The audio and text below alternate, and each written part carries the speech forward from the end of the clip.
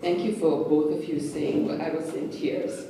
And I want to say, I was on the board of Iliff School of Theology of the University of Denver, and also a very powerful women's organization. Congressman Dole's wife came and presented, and she talked about homelessness. So I put my hand up, and I said, why is it we have 60% homelessness among the Black Americans in Colorado? Why do we have 90% no jobs for Native Americans in Colorado? They are the largest population. Native Americans are the largest population in Colorado. 90% no employment for them. This is a sheer destruction of the society.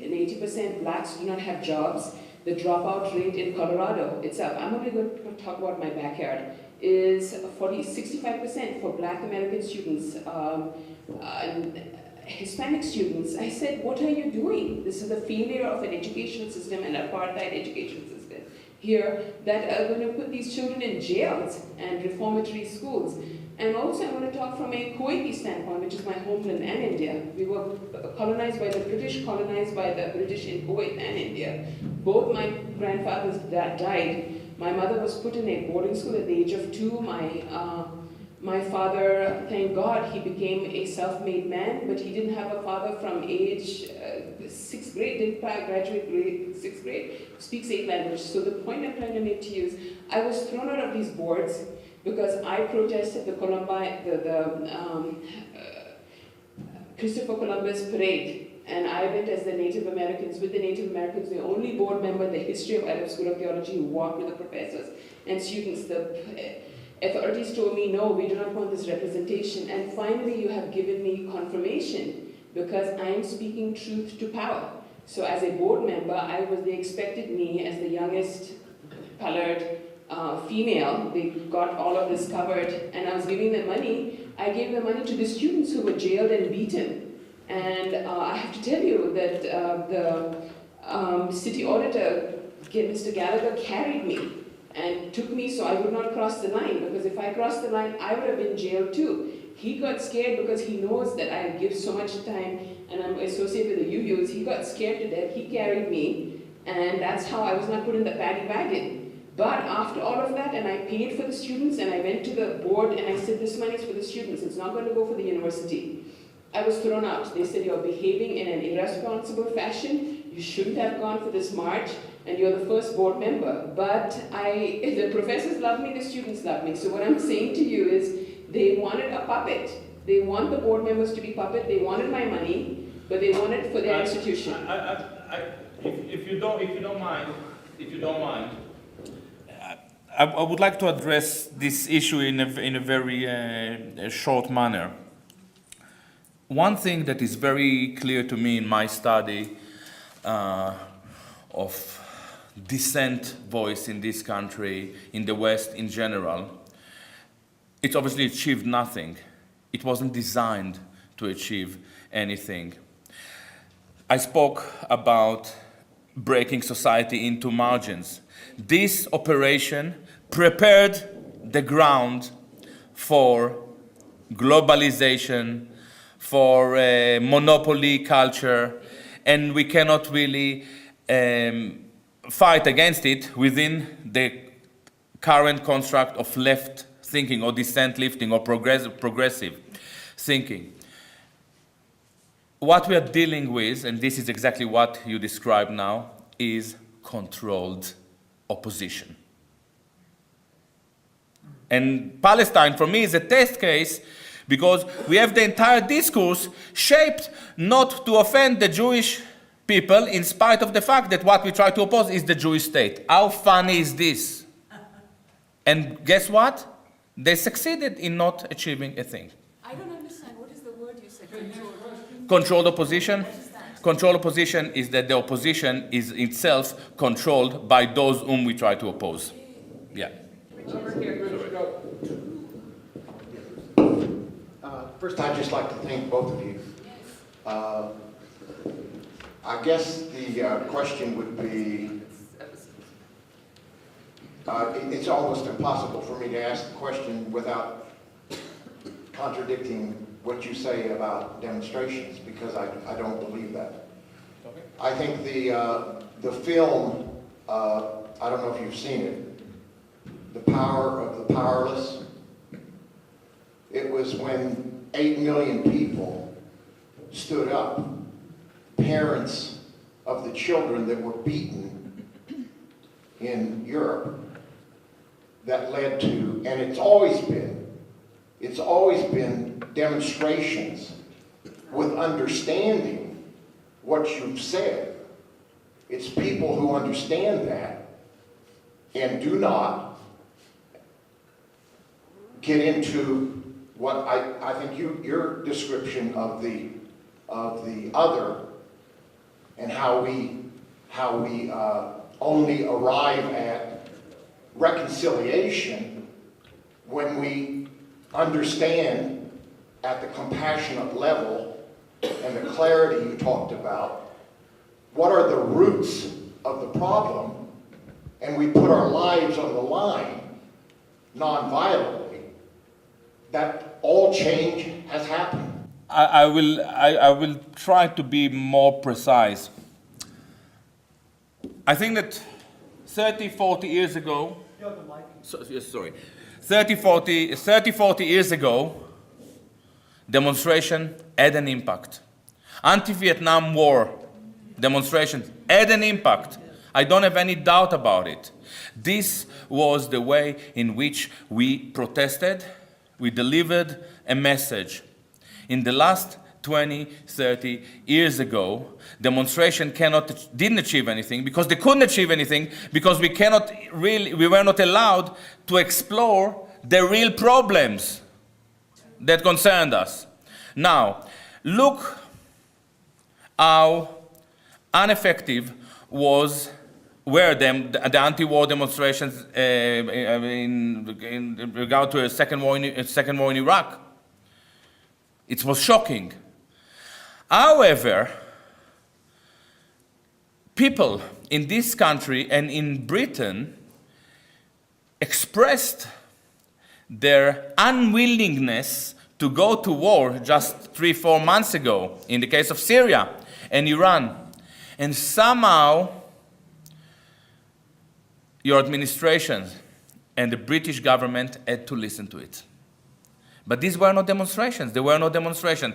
So there is a shift. What happened in the case of Syria? We delivered a very clear message. We said no to war. Yes. And once we said no to Jewish war, this was what basically Obama did when people wrote in your papers, they spoke about the 800-pound gorilla, they were referring to the Jewish lobby. This delivered a very clear message to the Jewish lobby that they have to stop. Because if they don't stop and it goes wrong, the Jews would face some disaster consequences in this country. Once we start to tell the truth, it doesn't matter if we do it in the phone, on the net, in a small blog, it comes out. Truth travels very, very well. All it takes is the courage to stand for the truth. Rich, you want to respond to that? No, I'm fine with what Gilad said. I'm sorry. That's okay. You know, I'm an Israeli, so you know, so I'm pretty domineering. Rich, I wanted to make a comment to you about your talk. I found part of it discouraging.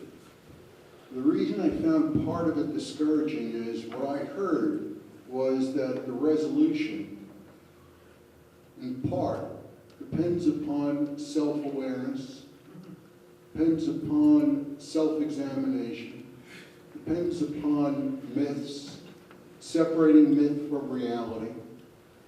And whether you apply that to the Palestinian-Israeli conflict, or to any conflict, in fact, that's asking a lot. Yes. And asking a lot of individuals as well as culture. It's asking people to be conscious. And if you ask people to be conscious, and everybody has different awarenesses of what consciousness is, that will be hard to achieve. Right, it is very hard to achieve, and this is why it hasn't been achieved. I mean, the history of mankind. My question to you then is, how do you apply that in a way, taking those principles that you are enunciating, how do you apply that in some practical way to the present reality, wherever it is? Well, that's a very good question. Look, we have to get the word out. I mean, Gilad and I, there are thousands of people who speak about the Israel-Palestine subject, but the only people I know of who speak about the root problem to any extent are standing on the stage now. Identity. We have to raise people's consciousness. The only way we can do it is get people to look. I'm asking people to read a book. Let me just tell you something. Since 2006, when this transformation took place, I have asked many people, mostly Jewish, who have views that Israel is innocent, Israel is just defending itself, the Palestinians are maniacs, the usual views that we hear. I've said, why don't you read a book? Get a book. No one has to know you're reading the book. Bring it home. You can stop reading it at any time you want. You can read it in the comfort of your house, and you don't have to believe a thing you read. But just start out reading a book. Most people will not read a book because they don't want to confront themselves. This is not about Israel-Palestine. It is about our own selves. Because if people will not wake up and look in the mirror, they are not going to see that what they are defending is not Israel. They are defending a self-image into which they have never inquired. And what they need to do is start waking up, and that's why we have to get the word out. Have you been on stage with somebody who has self-examined themselves but have come to different conclusions than you have on the same stage about the same topic?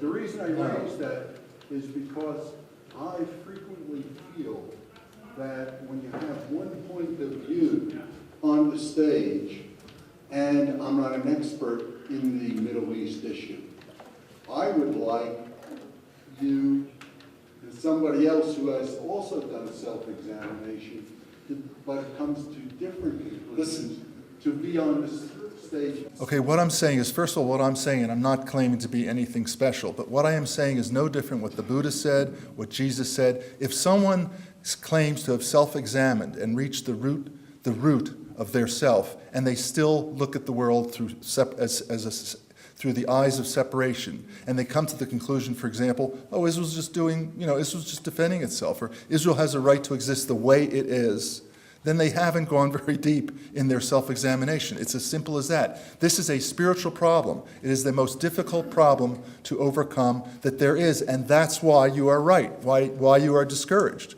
and why you should be discouraged. But it doesn't mean that it has to be that way. Can I add something? Because it is a very important. Yeah, it is a very, very important question. Something that really concerned me when I was writing philosophy about reflection, about mirroring. The problem with mirroring is that when you look in the mirror, you see yourself. This is a big problem. So if you are a Zionist, you see a Zionist, and this is exactly the problem that you refer to. The issue is that the reflection is an endless process. It's not something that stops when you wake up and you look in the mirror. And this is something that it's a really very demanding to ask from people. And this is actually the role of us, the writers, the musicians, the painters, the poetic people, the ideologists, to do because we are engaged in self-questioning. And when we know that once we start to question ourselves, it is an endless process. I'm probably one of the most developed thinkers on identity politics, or Jewish identity politics, and I'm still digging into it every day and find more and more stuff that sometimes completely subsides everything I believe in. But this is our role, and this is something that we doesn't happen anymore in society. Why? Because of cultural industry. Our musicians are engaged in selling albums within genre, writing their own symphony, like Wagner or Bach. Bach didn't write symphony, or Mozart. There is a lot of liberation that must take place, but there is a point in what you are saying. It is not simple, and as you admitted, it's not a simple process. It's not a binary thing. You know, you look in the mirror. Ah, all right, so I'm a Zionist. It's bad. It's very complicated. We're going to move to this one more. Wait, Dan, I just want to, let me just add one thing. What I'm trying to say, what I tried to say in my speech, and I only, you can't say everything in 30 minutes, but the problem, if the problem is one of identity, and how we identify ourselves, I use the term presumed identity. I use the term limited identity. This is not who we really are. But if we are attached to being who we think we are, anything that threatens who we think we are is a mortal threat. I mean, when people claim sitting in their house in Denver and they think, oh my God, Hezbollah or Hamas wants to kill me, they're not in any danger. But because they are identified with who Hamas may want to kill or who, they take it personally because this is a narcissistic problem. It is a problem of the ego. And so when you even have an idea that is threatening to someone's self-image of themselves, they take it as a mortal threat. Think about the war in Iraq, 2003. The few people who stood up and said, this is wrong, we should not go to war in Iraq, they were lambasted. They were accused of being unpatriotic, anti-American, by people who were so attached to their self-images and their patriotic and American images that they were willing to send their children to Iraq to kill and be killed rather than keeping them safe at home. The self-image is more important than anything there is in the world. It is more important than the lives of everybody in the world. Woman with a white scarf. Okay, we're on our way out because we have another event in Boulder, so this is very timely. I want to thank you both for being here. I've read both of your books. Hold your mic closer. Okay, read both of your books and appreciate them both. Gilad, I bought your book almost 2 years ago in Boulder, and it's in my pile. I'm happy to buy it back if you're done. What I need to do is, as an American Jew, I need to highly recommend this book to any Jew who wants to understand Jewish identity. I am mystified because I began the book wanting to find out why you were being accused of being anti-Semitic. I could find nothing in the book that was anti-Semitic. Not only should every Jew who wants to understand their identity read this book, but anyone who wants to understand the mind of the American Jew from the outside, or who wants to understand AIPAC, needs to read the book. This is not to diminish your book, Rich. It is also excellent. Tomorrow we are we are working together. But my question, very quickly, is specifically, I won't even ask the question because I'm also accused of being a self-hating Jew. My question would have been, what can we do to overcome this or to continue to march on? But it's very not simple. a question without an answer. There is an answer. When I was accused initially, and you probably also been accused of being a self-hating Jew or whatever, my first 12, 14 years ago, I said, no, I'm a narcissist. I love myself. It is you whom I hate. which is funny, but it wasn't true. Because I don't really hate. In fact, I grew up in Israel. And there are a lot of things that I loved about it. And I may even be still nostalgic about. I realize that most of the things that I'm nostalgic about are actually Palestine. It's hummus, falafel, the sky, Fine. Fine, but we had something there. So there are a lot of things, I can find myself going to a Jewish restaurant and having chicken soup. I don't hate. And still, there is a problem. I think I came to a very similar conclusion to yourself in terms of reflection. Right. And I learned it from a great anti-Semitic misogynist German philosopher called Otto Weininger, who was major inspiration for me. Otto Weininger said, when you don't When you hate someone, it is usually because you see in that person a lot of things in yourself which you don't like. This explains why many homophobes are basically themselves homosexual. It also explains why many of the anti-Semites are actually Jewish, of Jewish origin. I learned from Otto Weininger not to criticize the Jew, but to criticize, to chase with the axe the Jew in me.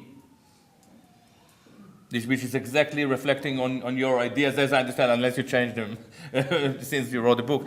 To reflect, to look for the Jew. I'm in a war with the Jew in me. I'm not a Jew anymore. But still, there is a lot of it. I'm selling books, you know, we have 25 for 2. If you buy 1,000, you get 1,000 free, you know. This comes maybe with the genes. I decided when they call me a self-hating Jew or whatever, I go with it. I correct them. I'm not a self-hating Jew. I'm a proud self-hating Jew. I try to understand what is it in me, because the self is the closest thing you have when you try to understand the world around you. If you try to understand humanity, it is you whom you see first thing in the morning in front of the mirror. So simple. So don't be offended by it. Go with it. I just want to add one thing, and this may go to what you were saying. You know, I think most people are decent. And so like sometimes I tell people, look, I'm not trying to tell you not to support Israel. At least have the integrity, however, to support Israel on the basis of fact rather than myth.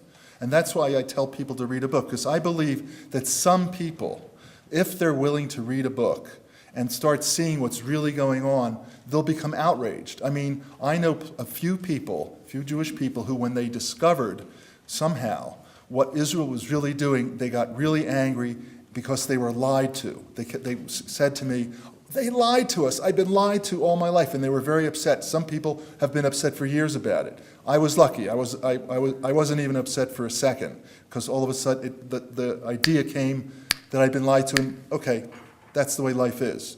But our identity is the veil of illusion that colors the way we see the world. And so I know plenty of people who are members of AIPAC who are decent people, actually. I mean, most of my family are decent people, and they hate the Arabs. But if they would start reading a book and start opening up to what has actually happened instead of living in a world of illusion, then they will start seeing, well, maybe what I was taught in first grade and never investigated, maybe I don't know everything. Maybe it does help to read a book. And they start seeing that Palestinians are also human beings. And then things can slowly change. We're trying to make this a transformational process, not an evolutionary process, which is glacier slow. But it is an evolutionary process still. Shift of consciousness. Right, it has to be a shift of consciousness. I am not invited anywhere. They don't want to hear me. Gilad's invited because he's a musician and he's a provocateur. I am not invited anywhere, hardly. I can teach you, man. We spend one day, I'll show you. But really, none of the groups who fight for Palestinian rights have any interest in my point of view. They have no interest in insight. But this is very important. This is very important. Yeah, this is very important. The fact. By the way, I'm also not invited to many Palestinian solidarity groups, because they have also to maintain a lie. This is the story. You are very dangerous. You are a truth seeker.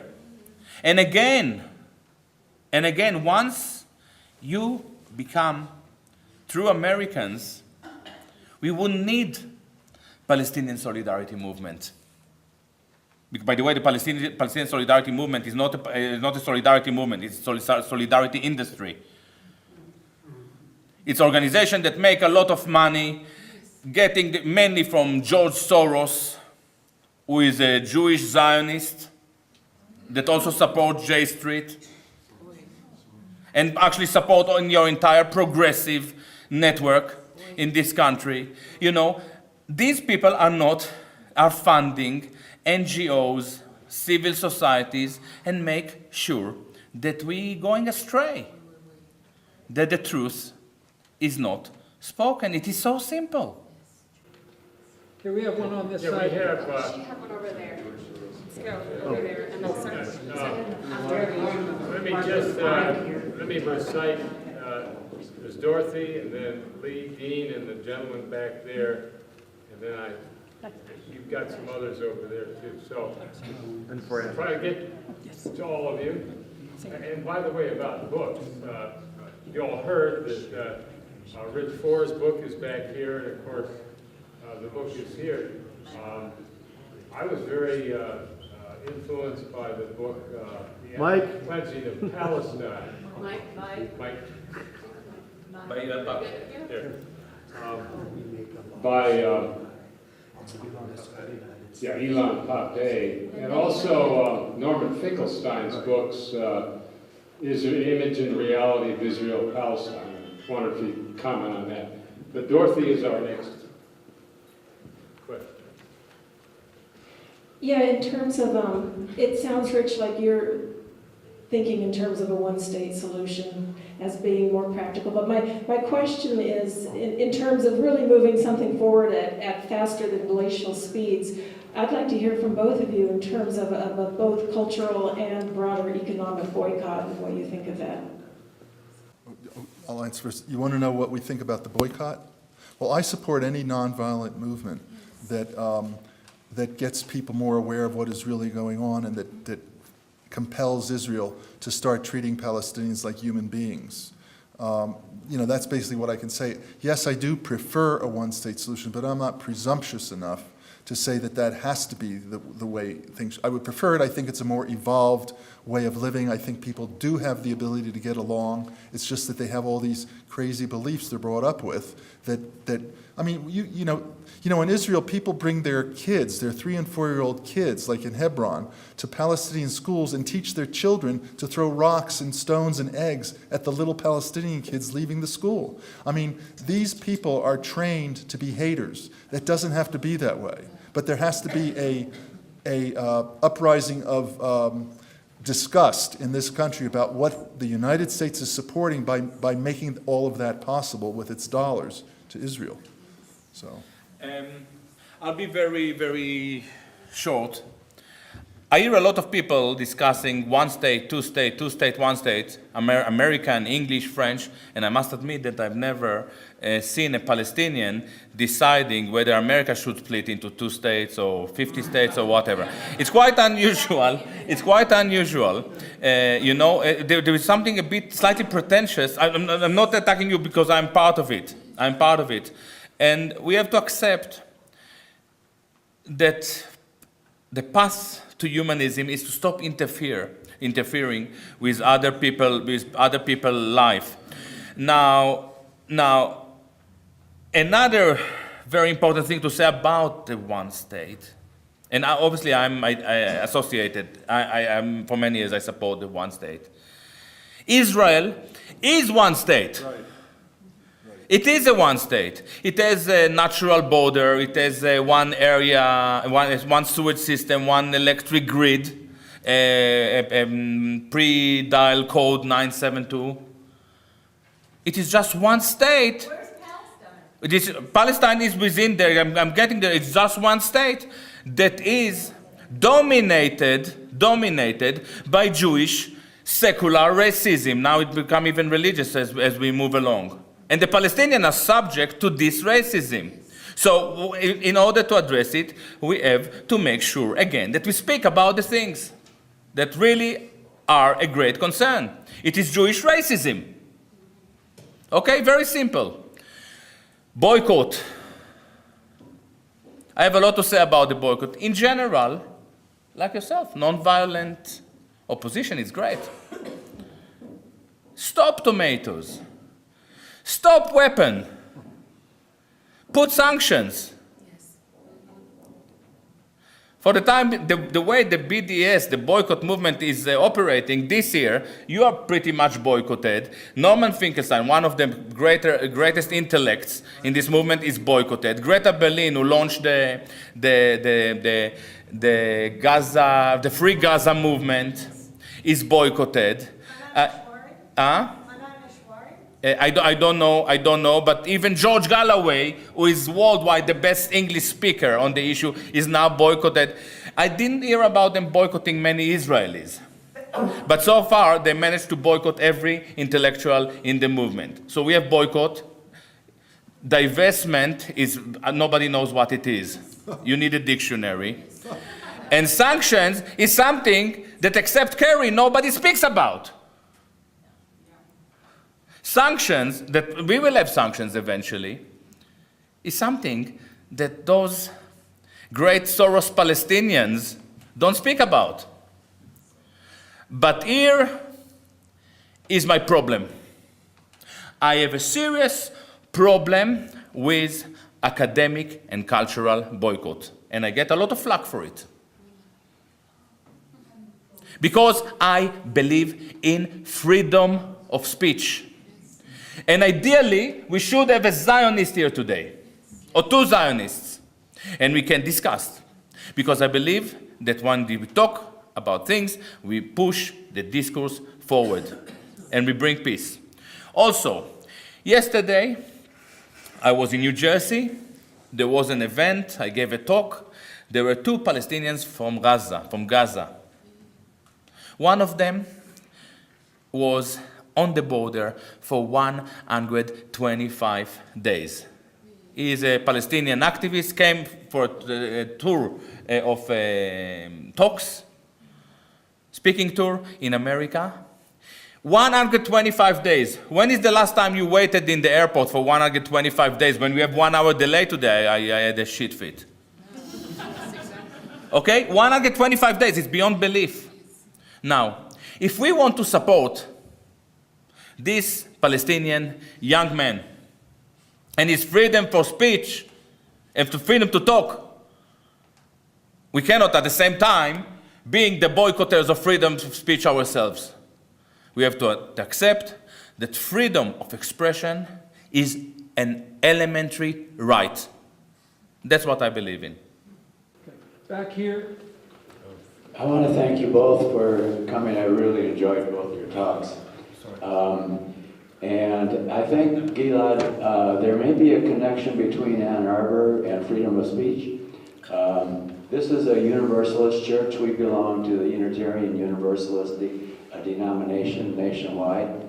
And at our General Assembly every year, there's a group called UUJME, Unitarian Universalists for Justice in the Middle East. And they aren't allowed to bring up any issues at the General Assembly. So my wife and I attended the General Assembly 3 years ago, maybe, and the UUJME sponsors a sermon, and people can send in their sermon, and they choose the best one to have delivered, but it's not at the GA, it's in the hotel next door. So And this is in your church? This is our church. That's why I'm saying having you here is very significant. We talked about the Middle East in this church 10 years ago, and then somebody went and accused us of being anti-Semitic, so we were shut down for a long time. And Earl and Dan have broken significant ground last week and this week in having people talk about the Middle East. I think you. Thank you. Thank you so much, because I must tell you that I had problems with the Unitarian Church in the past, in Auckland, and I think that it was in Rochester.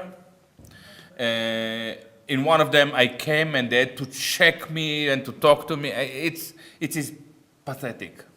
It is pathetic. The event were not cancelled, but we had to find another venue. This is what it is. It's freedom of speech. Do we endorse it and make America into what it's supposed to be, or what it was, or let it be Zionized to the core? Lee? First thing I'd like to do, I thought that there is a contrapunct, there is a duo. I'm trying. first thing I'd like to do is to thank both of you for being here today. And secondly, for having the courage to examine yourself, and not only examine yourself, but to share that with everybody else that you come in contact with. I applaud that. And I agree with you wholeheartedly on this idea of freedom of speech. If we look at what humanity, every one of us in this room are descendant from two people who lived in Africa 60,000 and 200,000 years ago. There aren't any ethnic differences. We are all descendant from the same people. Yeah. And I also say that we need to look at what divides us and what unites us. And there's a fellow named Mark Johnson who does something, since you're a musician, maybe you've heard of him. He does a program called Playing for Change, where he looks at it and he says, what divides us is politics, religion, this idea of us and them, that we're not the same. That's insane. What brings us together, he thinks, is music, and he takes this his music around the world, and in one song he has people playing from countries all around the world in the same video. And it is absolutely wonderful, and I applaud the thing. We should detest the things that divide us, i.e. religion and politics, and look deep in our souls and ask, what is it that brings us together? It's our humanity and truth, and we need to examine that. Thank you very much for being here. Thank you also for being here, both of you. Your honesty, your integrity, it means a lot to me. And your work is, I've been following it for years, and I appreciate it. You're the so one. much. I would like you, either of you, both of you, to address, since change of this magnitude that we know we have to make in this world requires a lot of resources, could you please address what it would mean to recover our monetary systems from international Jewish and other bankers?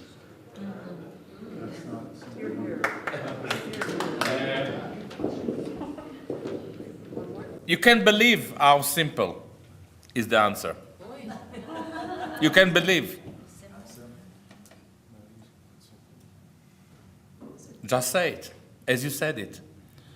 Most of us are afraid to admit that a certain tribe is overwhelmingly represented in Wall Street, in companies that are called Lehman Brothers and Schmiemann Brothers and Goldman and Schmucks and Soft and Coin and Oil, Levy. No. And Milton Friedman and all your Federal Reserve. There is a problem here. There is a problem, and I talk about it in my book. There is one very important thing. As I said, as I move along, I examine things all the time, and there is one thing, two things that I have to explain to you about the method in which we are doing it, or the method in which I am doing it. I realize the J thing is, when we refer to the J word, we have to differentiate between Judaism. I don't have problem with Judaism. In fact, the crime in Palestine was done by Marxist secular Jews, not by rabbis. Now it is changing. I don't talk about Jews. We may have some Jews here. I don't know many people that are more attuned to humanism than rich. In fact, the greatest humanists on this planet were Jews. Yes. Christ, Marx, Spinoza, Yes. for a reason. So it's not being a Jew. I speak only about Jewishness. What is Jewishness? It is that very unique tribal supremacy ideology that is driven by chosenness. We are the chosen. So then we start to talk on all those people who are driven by chosenness. Now Zionism is indeed such a movement. It is driven by chosenness, but not only. Jews for Peace, all those people in the Palestinian Solidarity movement who are operating within Jews-only cells are also driven by chosenness. They say, we have a special role in the movement. By the way, they have. But they shouldn't capitalize on it. Okay? So this is one thing that you have to remember. Now, the most important thing, 3 days ago, 5 days ago, when I landed in the country, I had a journalist who interviewed me like a week ago and volunteered to schlep me from, to take me from DC to Baltimore. And he wanted to ask me a question because he had an interview with Norman Finkelstein this week, and he wanted me to help him. And he asked me about because no, he's not a Jew, he's a Muslim actually. And getting into the Jew, you really need a rabbi to understand what is going on. Norman Finkelstein has this new book, and he argues, and I have respect to this guy. I don't agree with him on many issues, but he's a real scholar. This is why we have to silence him. We don't like clever people. He has a new book, and in the new book, he argues the Jews are actually drifting, the American Jews are drifting away from Zionism and support for Israel. Now, he may be correct. There are a lot of polls that suggest the complete opposite. Yeah? So it's not very interesting. And I say, it doesn't really matter. It doesn't matter if Moshe and Chaim and Yosef and Abe support Israel or Palestine. Because Jewish power is not a democratic construct. It is a very few powerful Jews. You were involved with AIPAC and you know it. Very powerful Jews who manage to mobilize political support within the within the administration, within the media, within the culture, within economy. And to address your question, to sort it out is to be brave enough to stand up. Now, you said it today. Thank you. Yesterday, another guy came exactly with the same question and used exactly the same terminology. 3 days ago, it happened again. Which means that people are now starting to be brave enough to stand up and say what they think. And you know, if you would say it 10 years ago, there will be kind of a whisper in the room, No, it's over. It's over, and I really hope that those who mobilize this power, the Jewish lobby, the media, and I hope that they are attentive enough to realize that the opposition is growing. Because if they won't listen, they are doomed. We're going to take just 3 more questions because of the lateness. Here? Well, maybe 4. This lady here, then Joseph, Dean, and then the gentleman back there. Oh. This is a simple question. I appreciate both of you. I really appreciate your being here. And I suppose to both of you, but probably most to Rich, is that as change, as we know, as we've all accepted that change really begins from within. I think so it is with a nation or country. And so I'm wondering how many, particularly of young Israelis, are more attuned to what we've talked to here. Is it a minority? Is it becoming more of a majority? I mean, because I think as with, the acceptance of homosexuality in this country, it has grown, and it has grown primarily because young people have driven it.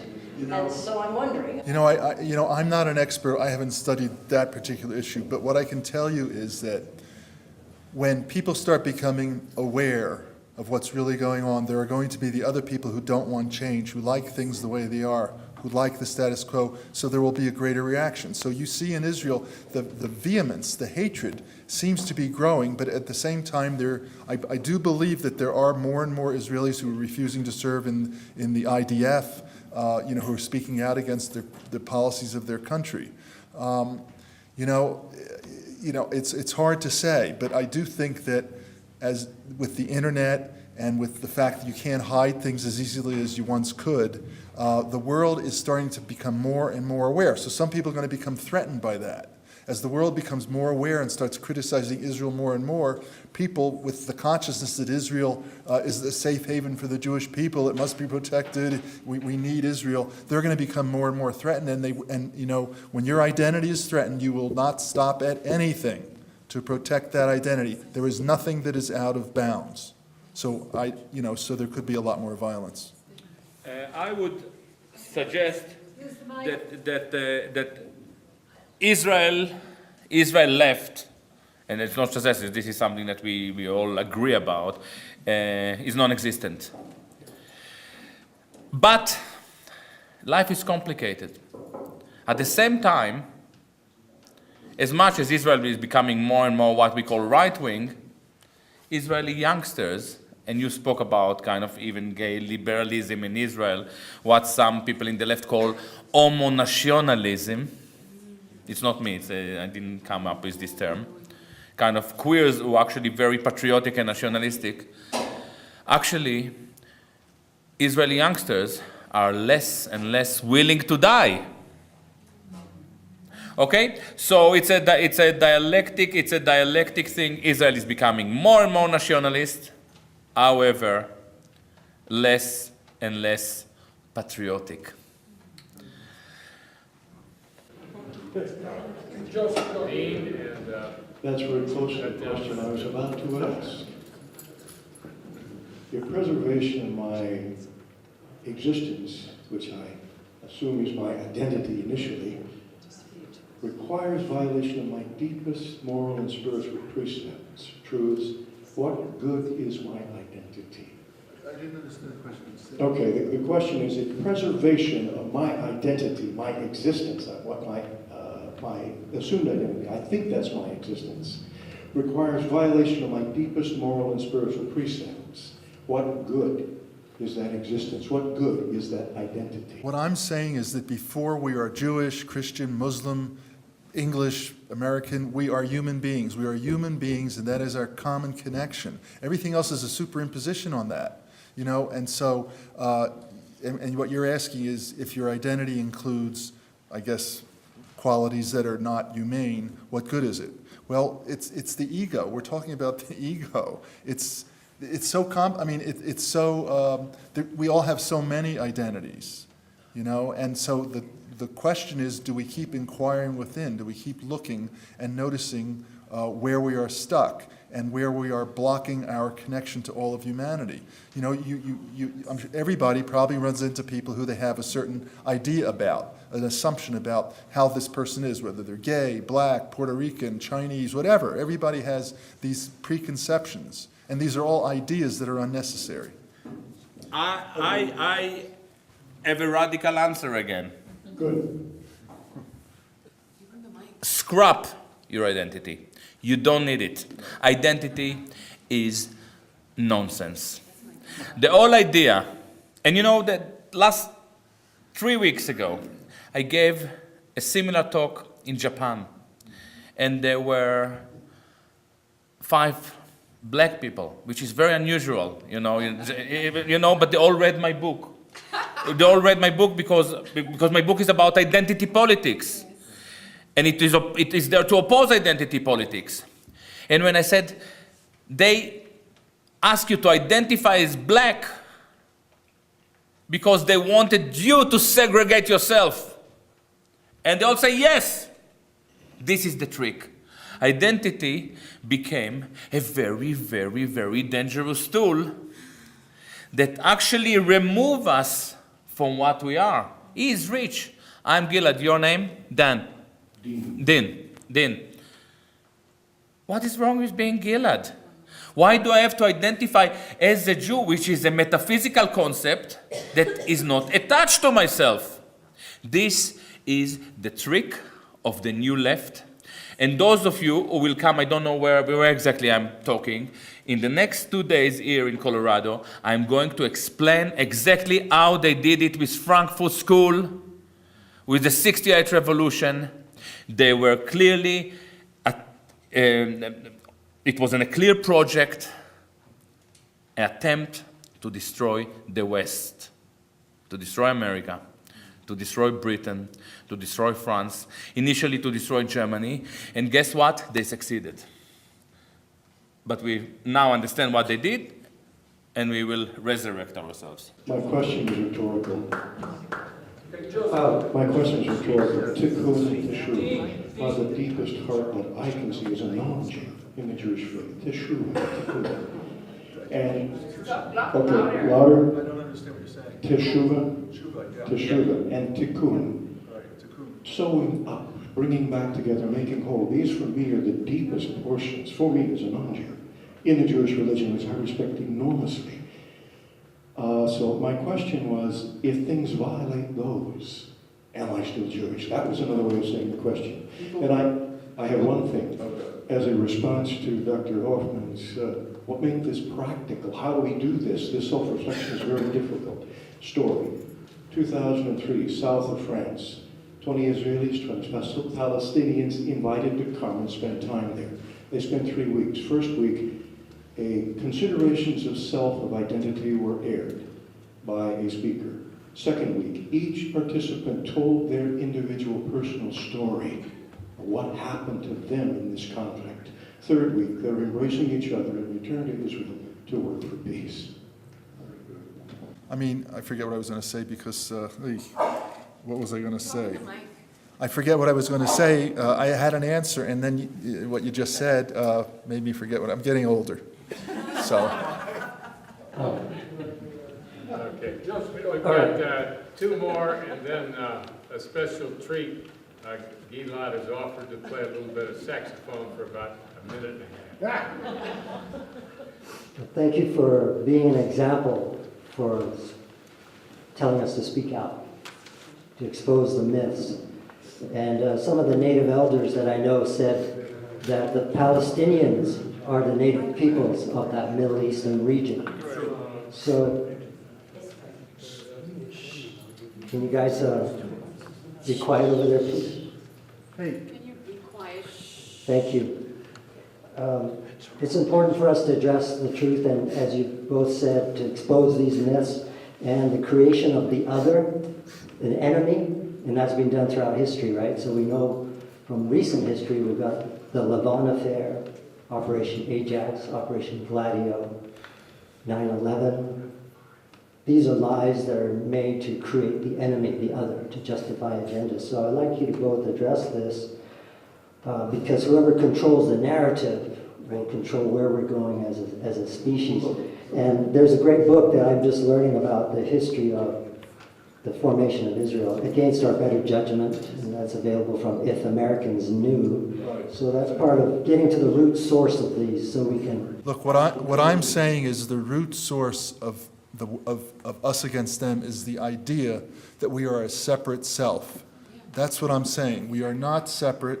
We are not, as I said earlier, we are not this, that, and the other thing. We are human beings. And the other is simply a creation of our own mind. We superimpose our images onto the other and then presume we know who the other is, when really the other is a reflection of ourselves. In one sense, you can't really know the other.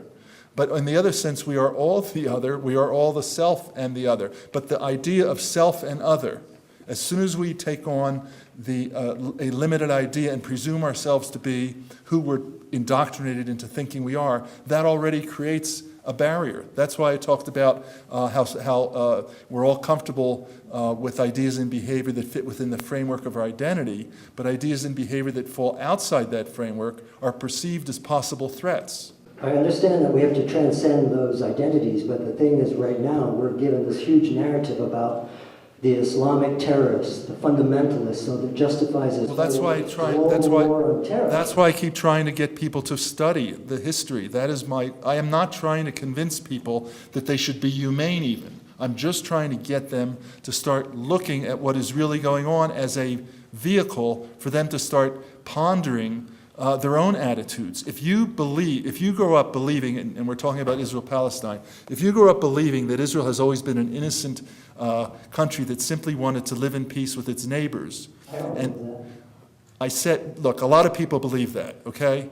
Now, if you grow up believing that, you're going to justify anything Israel does in the name of security. That's what I did. But if you start reading about it, and you start seeing that there is some truth to the things you refuse to believe in the past, you will start, most people, not everybody, but most people will start awakening to the fact that what they were brought up to believe was a con, that they've been conned, maybe unwittingly conned by people who themselves were conned. And can you see that we've also been conned about this idea of the war on terror, 9/11? Yes, of course. For sure.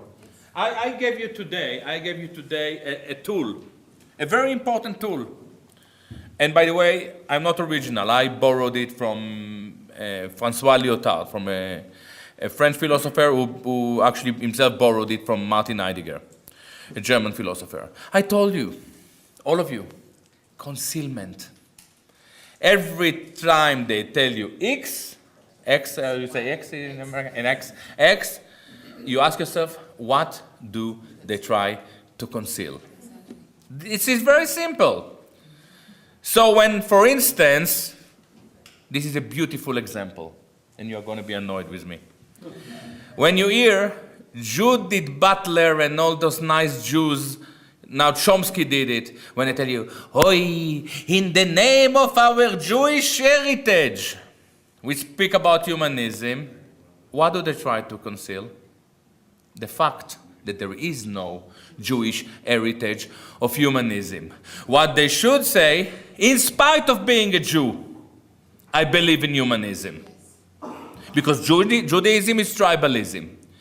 You have to learn, it is a very small trick. In the first day, it takes you 10 minutes to decode a message from the White House or from Benjamin Netanyahu, whatever. But once you get used to it, you start to understand what is happening. Most of the messages that we are subscribing to, like identity, it's nonsense. It's concealment. As simple as that. Last question. We have one more question. Yes, from this gentleman back here. And before you ask your question, I just want to thank Harvey Branscombe, who helped bring this whole program together. Harvey's up there. And I also want to thank Jason Bosch, who does an excellent job of doing.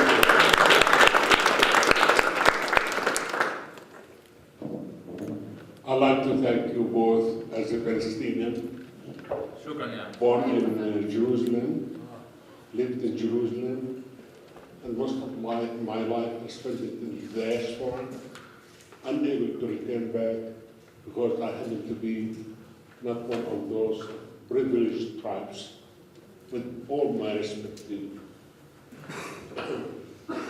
I go there now to visit them. 3 months ago was my last trip. At the airport, I waited for 2.5 hours to be asked 3 questions. Why I'm going, who am I visiting? When I go there to Israel, long time ago, it was in 1970, after I finished my education from Denver University, I found I'm truly in a strange land. People are not the same that I live with. Dr. Magnus was one of our tenants in Jerusalem, and he was a biochemist Nobel Peace Prize nominee. I lived with his kids in Jerusalem. And when I go there, every time it changes. It shocked me. And I say, why I don't meet people like you? What happened to Jewish ethics? What happened to those noble Jews that I'm very proud of? Like who? Things change dramatically, and every time to worse. I see really different image, and I hate even to talk about it. I see different people, different mentality, different attitude. I see people who look at me as a subhuman, dehumanize me, build walls, apartheid in the true sense, oppression, intimidation, despicable behavior at the checkpoint. I look at their eyes, I don't see humans. They're chosen, they're not human. I don't see really human, but tears in my heart, tears in my eye. What they want, what they doing to others. And to be honest with you, I say, what is happening to the people in Israel? Why they don't see what you see? Why they don't speak up? Why not the Jewish community here welcome you before we welcome you? Yes, exactly. They need your voices. That's right. We need your voices. Right. I mean, I don't see any damn thing to fear, with all my respect. If I live side by you, you are human. All of us are humans. What is it in us that make you an enemy, or me and myself an enemy? I never been taught that way. I went to school in Jerusalem, in Lebanon, in America. We never had this. I was looking at Walid Khaldi, he's the relative of mine.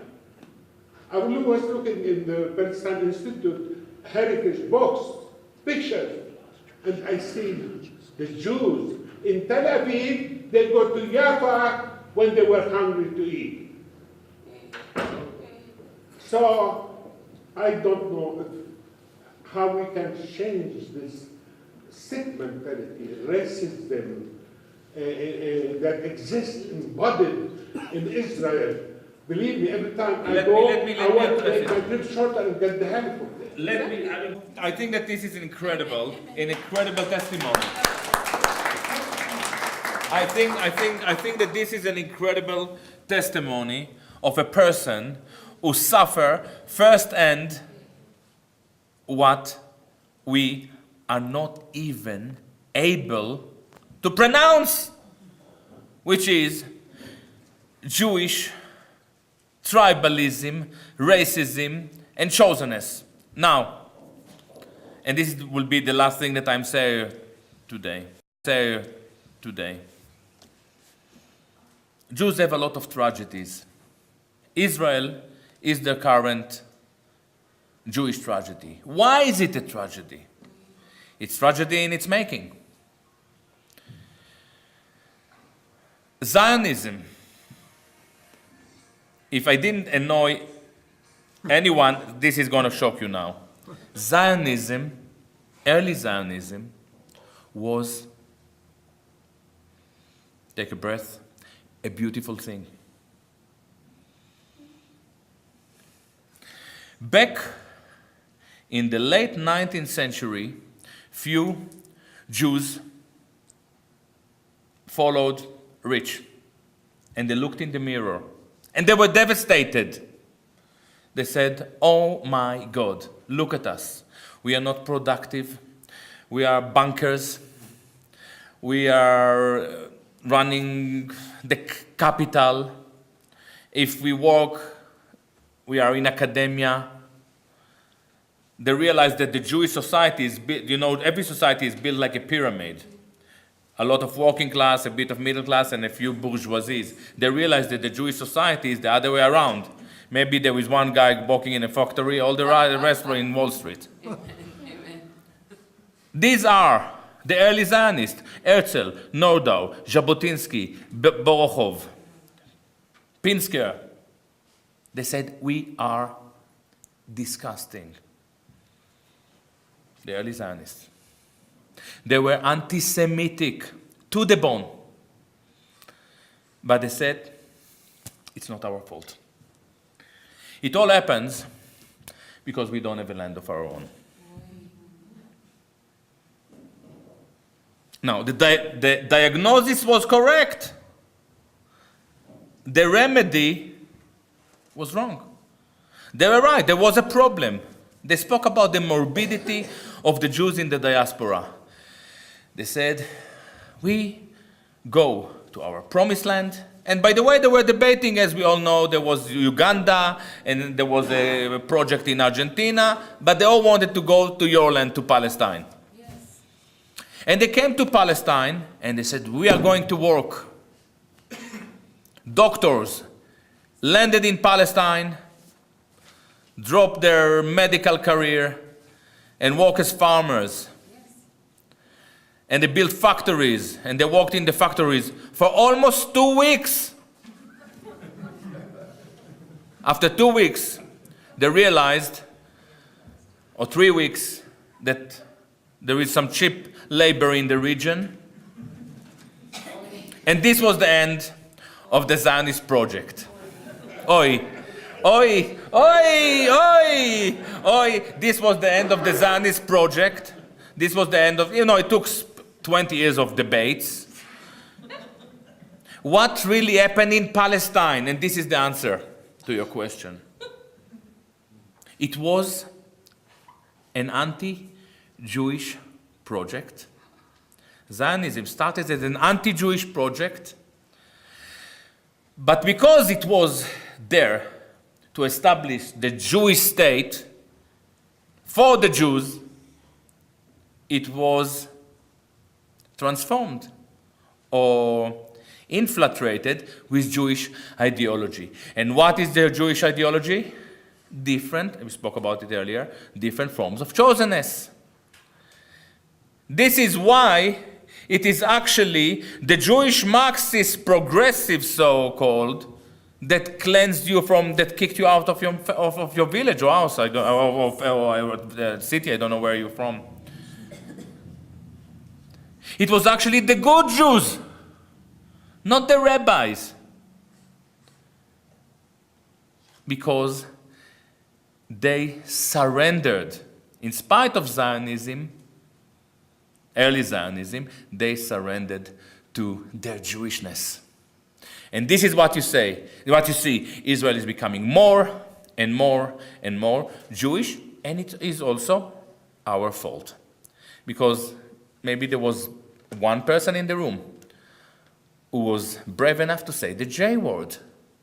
Once we start to criticize them for what they are, as you said, we will actually not just save ourselves, could also save them from themselves.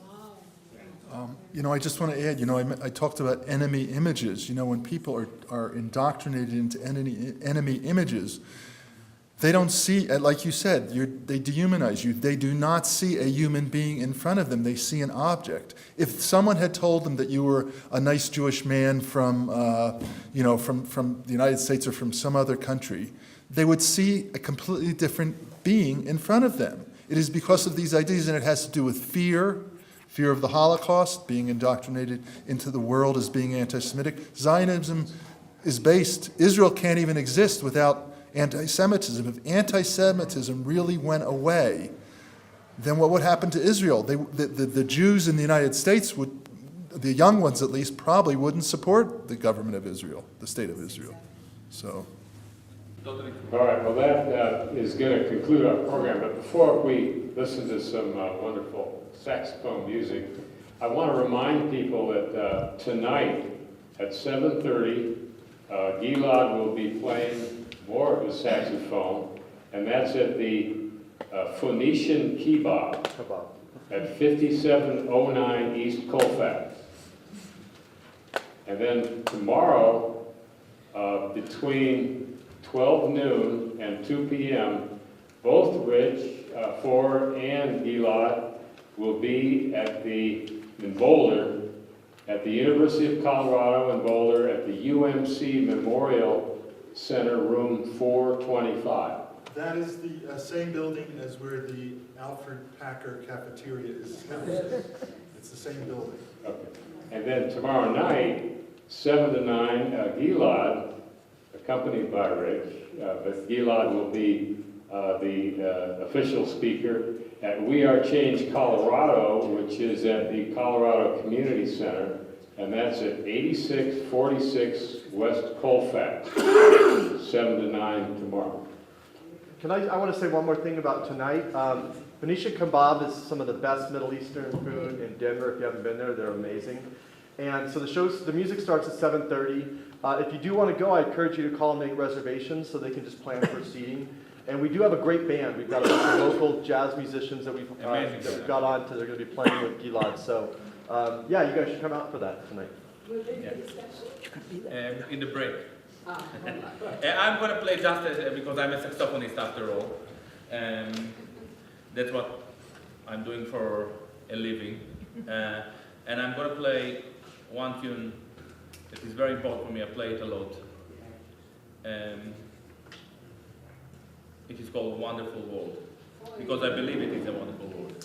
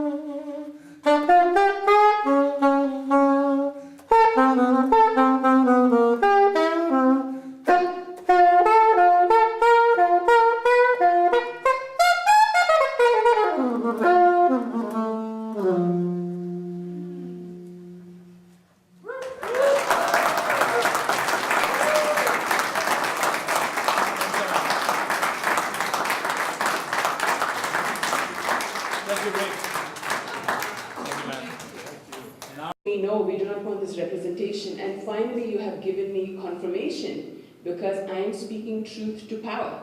So as a board member, they expected me as the youngest colored female. They got all of this covered, and I was giving them money. I gave the money to the students who were jailed and beaten. And I have to tell you that the city auditor, Mr. Gallagher, carried me and took me so I would not cross the line, because if I crossed the line, I would have been jailed too. He got scared because he knows that I give so much time and I'm associated with the UUs. He got scared to death. He carried me And that's how I was not put in the paddy wagon. But after all of that, and I paid for the students, and I went to the board and I said, this money is for the students, it's not going to go for the university. I was thrown out. They said, you're behaving in an irresponsible fashion, you shouldn't have gone for this march, and you're the first board member. But the professors love me, the students love me. So what I'm saying to you is, they wanted a puppet. They want the board members to be puppet, they wanted my money, but they want it for their institution. If you don't mind, I would like to address this issue in a very short manner. One thing that is very clear to me in my study of dissent voice in this country, in the West in general, it's obviously achieved nothing. It wasn't designed to achieve anything. I spoke about breaking society into margins.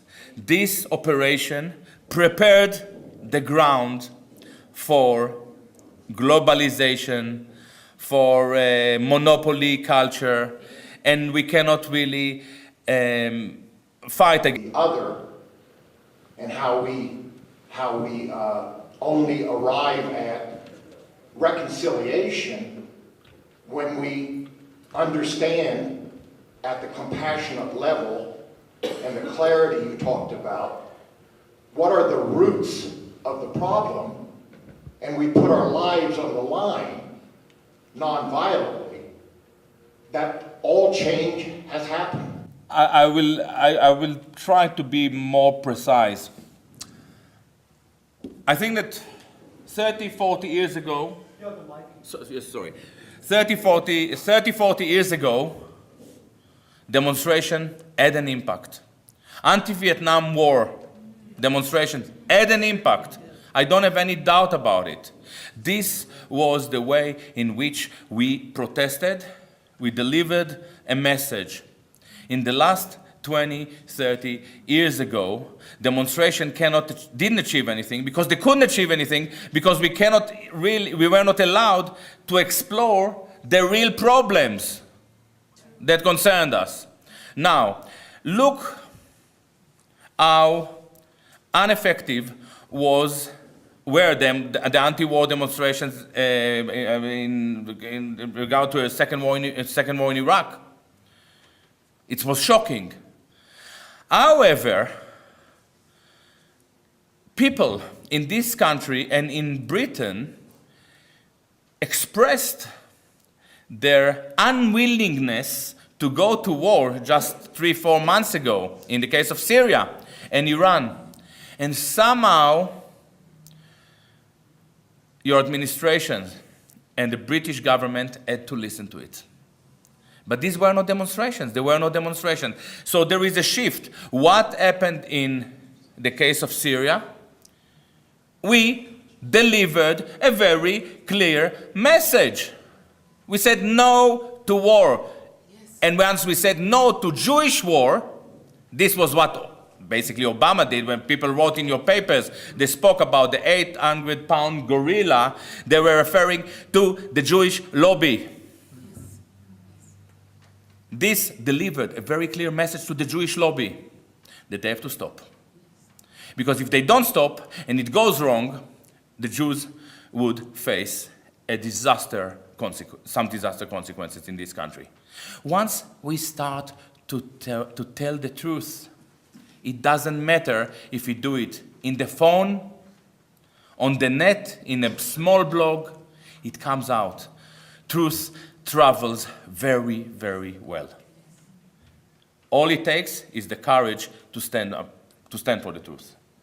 Rich, you want to respond to that? No, I'm fine with what Gilad said. I'm sorry. That's okay. You know, I'm an Israeli, so you know, so I'm pretty domineering. Rich, I wanted to make a comment to you about your talk. I found part of it discouraging. The reason I found part of it discouraging is what I heard was that the resolution, in part, depends upon self-awareness, depends upon self-examination, depends upon myths, separating myth from reality. And whether you apply that to the Palestinian-Israeli conflict or to any conflict. Against it within the current construct of left thinking or dissent lifting or progressive thinking. What we are dealing with, and this is exactly what you describe now, is controlled opposition. And Palestine, for me, is a test case because we have the entire discourse shaped not to offend the Jewish people in spite of the fact that what we try to oppose is the Jewish state. How funny is this? And guess what? They succeeded in not achieving a thing. I don't understand. What is the word you said? Controlled opposition? Controlled opposition is that the opposition is itself controlled by those whom we try to oppose. Yeah. First, I'd just like to thank both of you. I guess the question would be,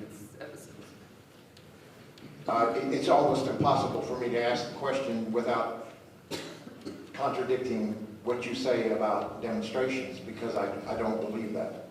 Okay. I think the film, I don't know if you've seen it, The Power of the Powerless. It was when 8 million people stood up, parents of the children that were beaten in Europe, that led to, and it's always been demonstrations with understanding what you've said. It's people who understand that and do not